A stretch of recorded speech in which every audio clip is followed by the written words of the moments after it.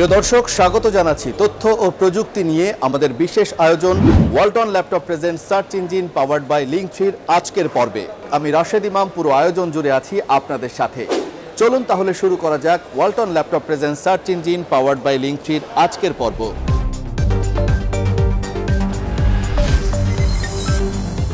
দর্শক, আপনি কি হার্ডওয়্যারের ইতিহাস সম্পর্কে জানেন?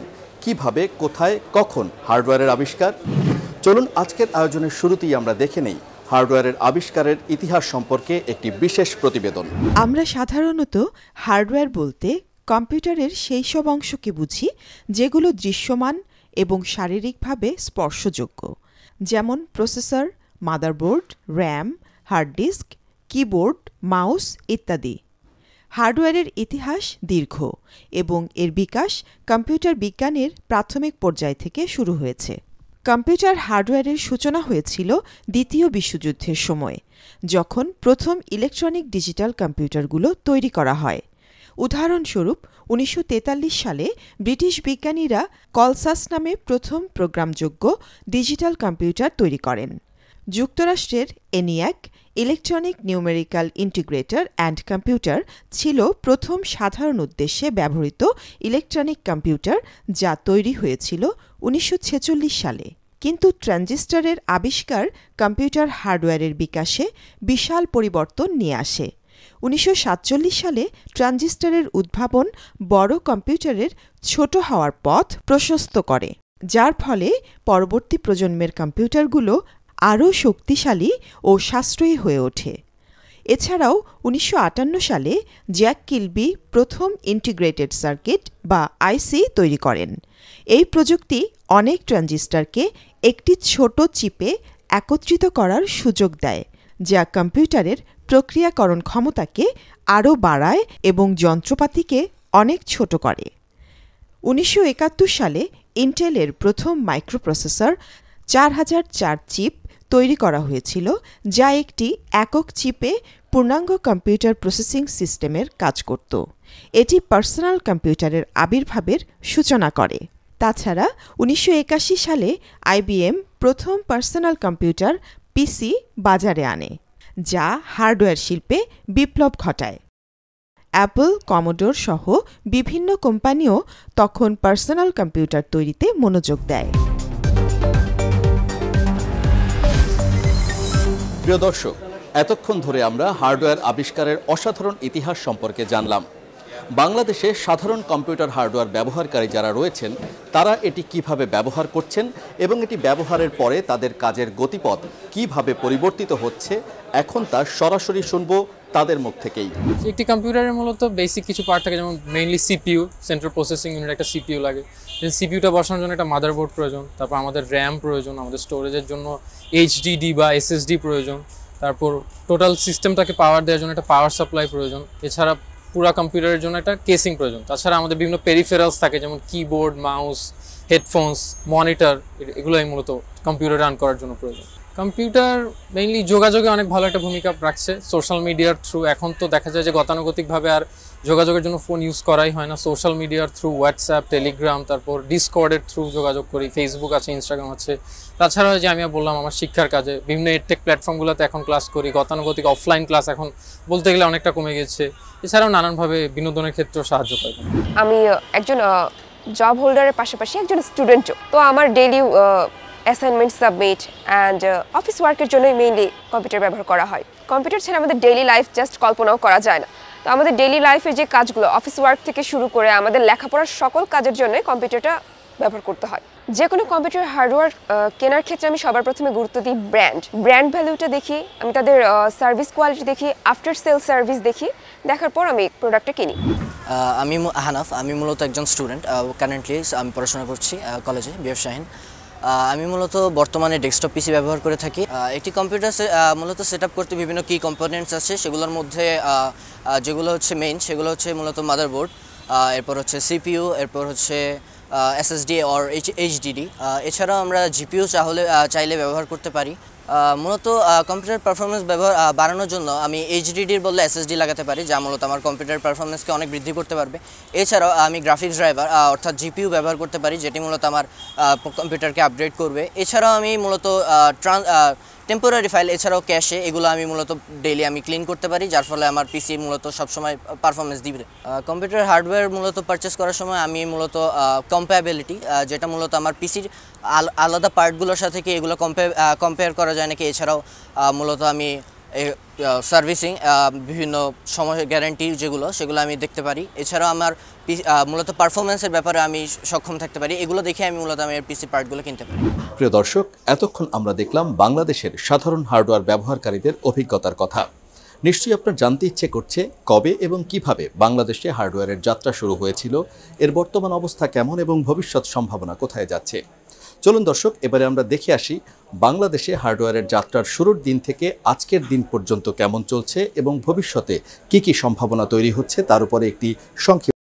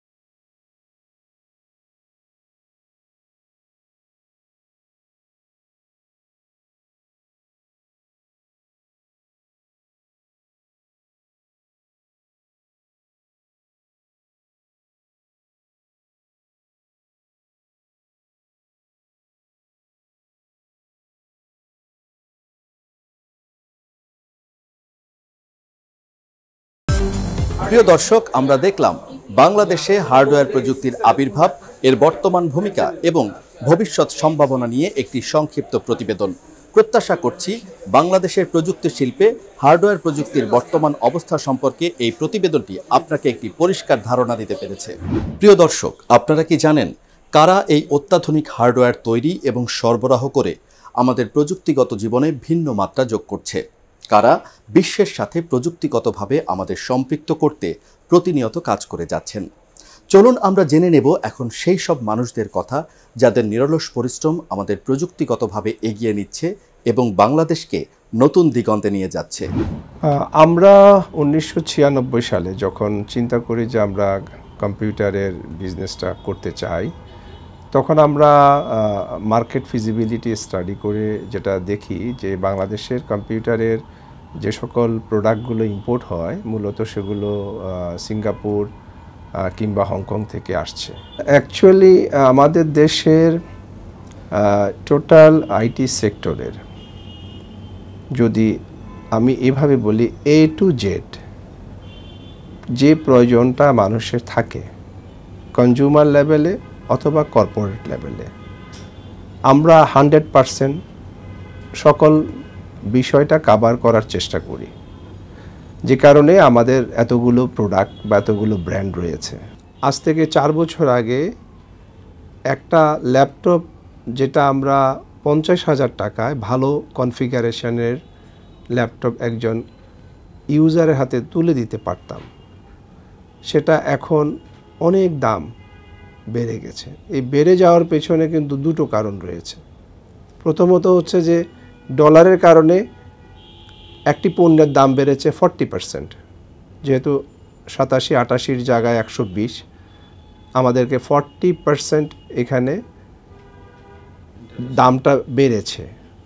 দ্বিতীয়ত হচ্ছে যে আজ থেকে 4 বছর আগেও একটি ল্যাপটপ আমদানির ক্ষেত্রে আমাদেরকে ভ্যাট, ট্যাক্স কিংবা এআইটি, কাস্টমস ডিউটি এগুলোকে মাথায় রেখে আমরা যখন ডিউটি দিতাম তখন আমাদের দেওয়া লাগতো 15%। কিন্তু লাস্ট 2 ইয়ার্স এই বাজেটের পূর্বের দুটো বাজেটে আমরা 15%-এর পরিবর্তে কিন্তু আমরা ল্যাপটপের ক্ষেত্রে ডিউটি দিয়েছিলাম 30%, অতিরিক্ত 15% ভ্যাট আরোপ হবার কারণে।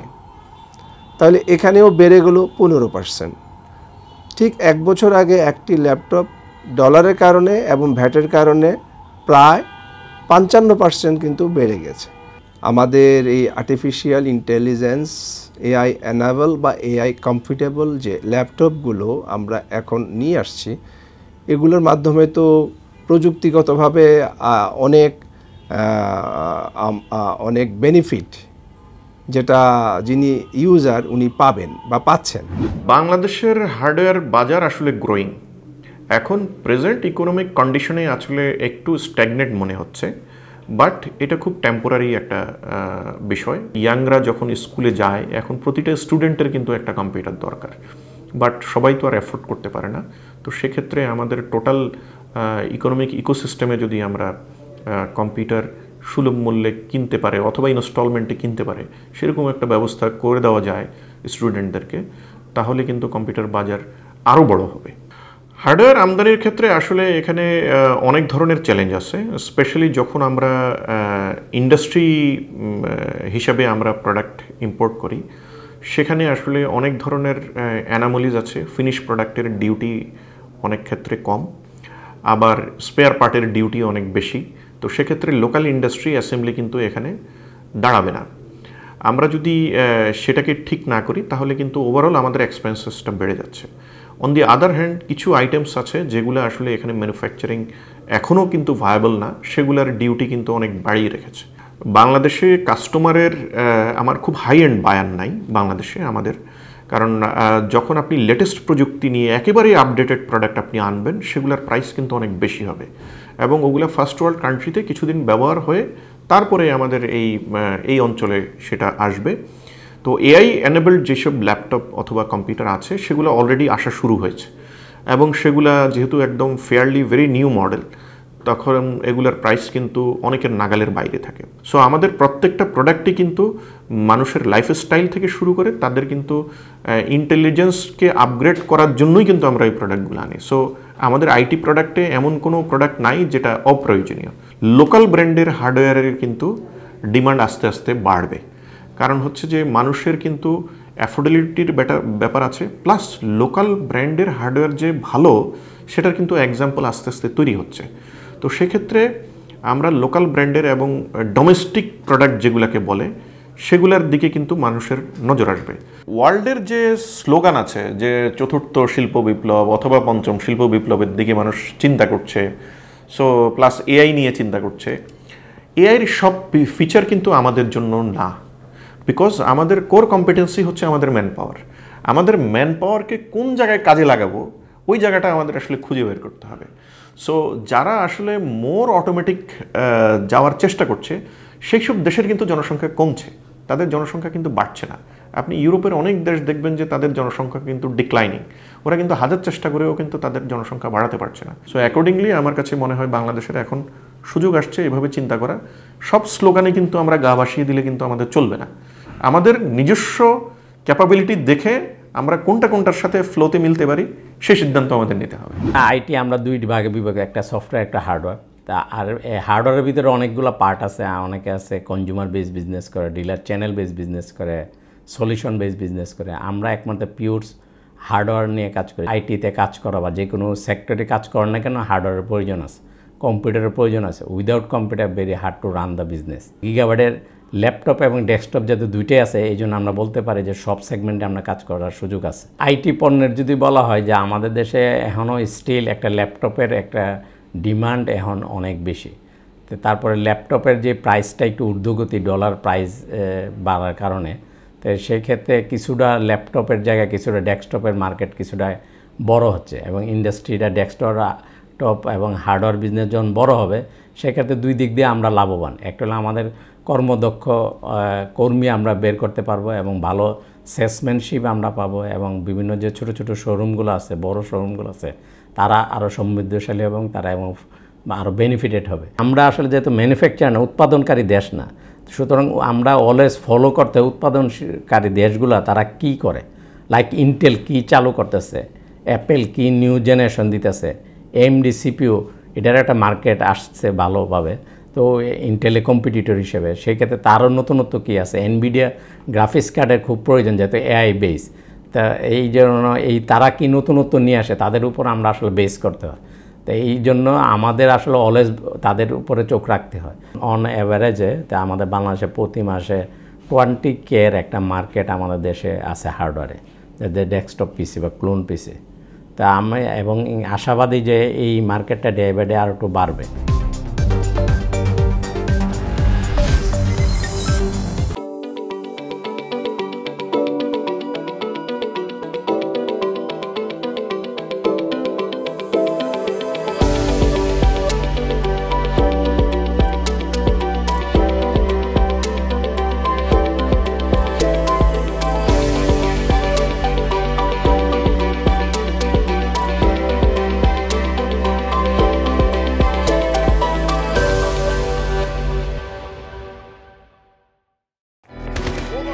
গেমিং গুরু আরাফাত ব্রো দিন রাত লাইভ স্ট্রিমিং করে আর গেম খেলে, মানে খেলার চেষ্টা করে, কিন্তু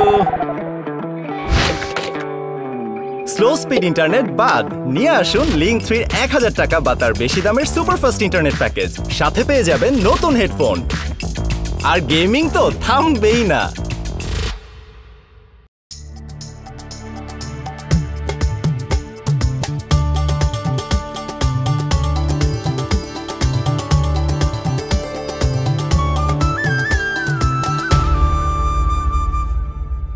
নিয়ে আসুন লিঙ্ক 3 1000 টাকা বা তার বেশি দামের সুপারফাস্ট ইন্টারনেট প্যাকেজ, সাথে পেয়ে যাবেন নতুন হেডফোন।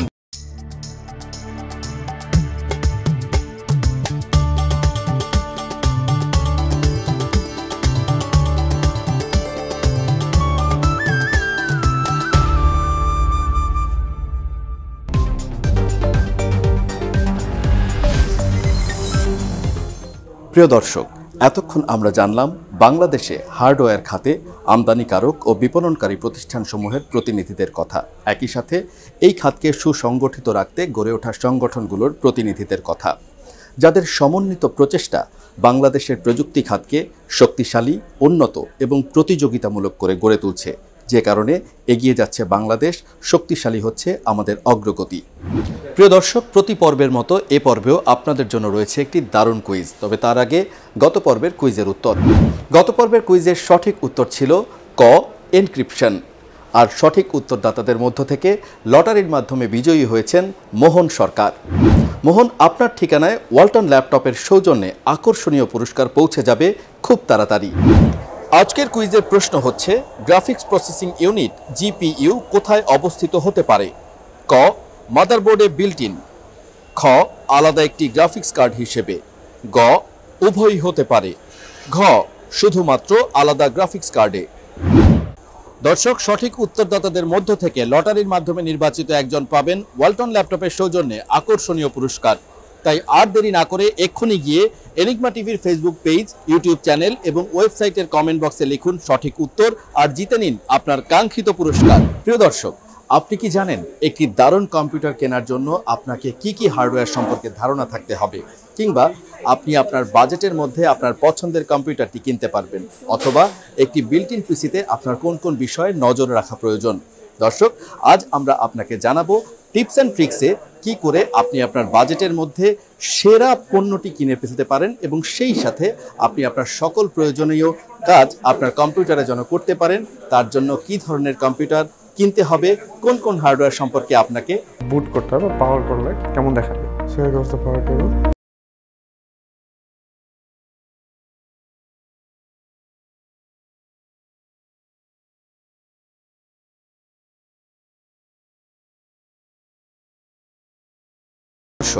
আজ আমরা আপনাদেরকে জানানোর চেষ্টা করেছি কম্পিউটারের হার্ডওয়্যার সম্পর্কে। একটি দারুণ কম্পিউটারের জন্য কি কি হার্ডওয়্যার আপনার প্রয়োজন এবং আপনি আপনার বাজেটের মধ্যে কিভাবে চমৎকার একটি কম্পিউটার পেতে পারেন সে বিষয়ে। আপনার কম্পিউটারটি যদি আপগ্রেড করার ইচ্ছে আপনার থাকে তাহলে কোন কোন হার্ডওয়্যার আপনার জন্য দরকার সেটিও আমরা জানিয়েছি টিপস অ্যান্ড ট্রিক্সে। আরও কোনো প্রশ্ন থাকলে জানান আমাদের কমেন্ট বক্সে, আমরা দ্রুত পৌঁছে দেব সেই প্রশ্নের উত্তর। আগামী পর্বে আপনাদের সাথে আবারও কথা হবে আরও কোনো গুরুত্বপূর্ণ প্রযুক্তি বিষয়ক আয়োজন নিয়ে। প্রিয় দর্শক, শেষ করছি আমাদের আজকের আয়োজন। Walton laptop present search engine powered by লিঙ্কট্রির আয়োজনটি দেখতে চোখ রাখুন প্রতি শনিবার রাত 8:30 চ্যানেল 24-এর পর্দায় এবং রাত 11টায় এনিগমা টিভির ফেসবুক পেজ, ইউটিউব চ্যানেল এবং ওয়েবসাইটে। আজ বিদায় নিচ্ছি। আপনার তথ্য প্রযুক্তি জ্ঞানের জানালা খোলা রাখুন, সার্চ ইঞ্জিনের সাথেই থাকুন।